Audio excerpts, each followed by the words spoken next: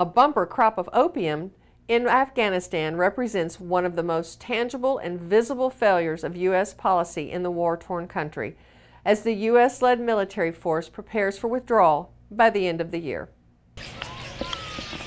The sticky substance you see is raw opium, the main ingredient in heroin, straight from the fields of Afghanistan.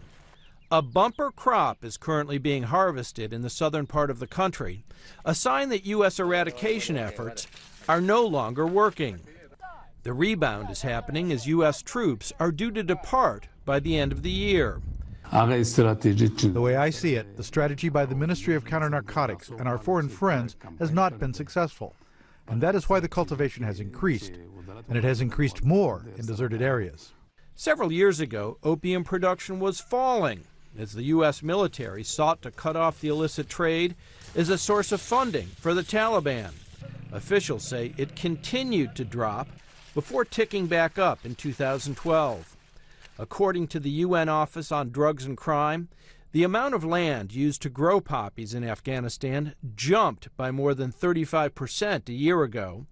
The harvest this year is expected to match or even exceed last year's levels. So right now, if you see in the south, west, and the eastern region, there is still some eradication that has taken place, but it is much less than previous years. As a share of Afghanistan's economy, the UN thinks that opium production will keep growing larger.